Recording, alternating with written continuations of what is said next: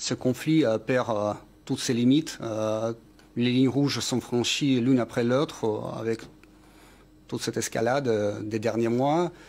Et pour nous, pour les Russes, c'est évident que c'est pas l'Ukraine en fait qui est en jeu. Pour l'OTAN, c'est autre chose. Donc l'objectif principal, c'est mettre la Russie au genou. Donc là, peu importe le prix, l'OTAN est prêt à investir tous les moyens nécessaires pour justement pour vaincre la Russie sur le champ de combat, ce qui est impossible. Donc là, c'est une guerre beaucoup plus large qu'une guerre en Ukraine. Vous êtes en guerre contre l'OTAN? Non, c'est l'OTAN qui est en guerre contre la Russie.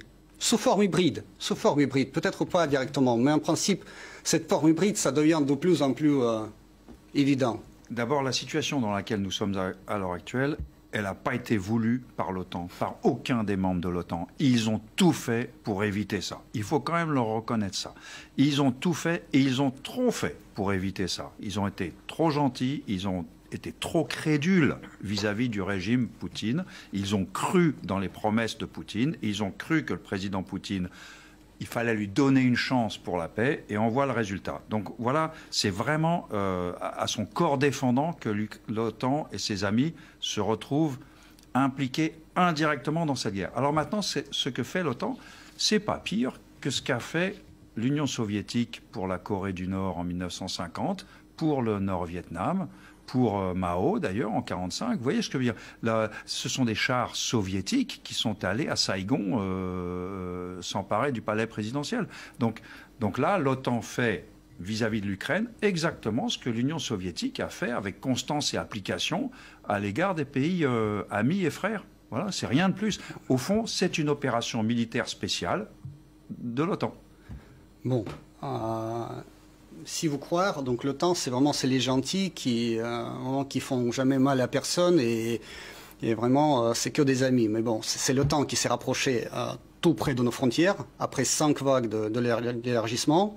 C'est l'OTAN qui continue à déployer l'infrastructure militaire près de nos frontières, à organiser les exercices militaires de l'Arctique jusqu'à la mer Noire. Et c'est toujours l'OTAN qui est impliqué dans tout un tas de choses qui menacent directement à notre sécurité. L'adhésion de l'Ukraine à l'OTAN, c'est la menace directe, même plus que directe, à notre pays. Car si vous déployez les armes, les missiles balistiques à la frontière russe, en Ukraine, ça prendra combien? 5 minutes pour arriver à Moscou? Pour un missile balistique, on ne peut pas se le permettre. Ça veut dire que vous n'accepterez jamais que l'Ukraine soit dans l'OTAN? C'est impossible, c'est hors de question. Ce sera toujours la guerre plutôt que ça? Mais c'est pas toujours la guerre, mais aujourd'hui, nous sommes en conflit, notamment à cause de ça. Mais je vous ai dit au début, l'Ukraine avait renoncé à devenir membre de l'OTAN en 2010. Et vous lui avez fait le coup de la Crimée après. Depuis, ouais. Donc l'Ukraine n'était pas une menace. En plus, l'OTAN, attendez. L'OTAN, c'est quand même des pays comme la France, la Belgique, l'Allemagne. La France, premier investisseur étranger en Russie jusqu'à avant-hier, si je veux dire. L'Allemagne, votre premier client. Et avec une position amicale à votre égard et compréhensive à l'égard de la Russie. Donc quand vous dites l'OTAN nous encercle, en quoi être voisin fait de nous une menace? La Belgique est un voisin de la France. Ce n'est pas une menace. La France est une voisine de la Suisse. Elle n'est pas une menace. Exactement. On a le droit d'être voisin sans être une menace. C'est vous, c'est votre pays qui a cette mentalité, cette crainte obsidionale de ce voisin est par définition un ennemi. Mais ce n'est pas le cas.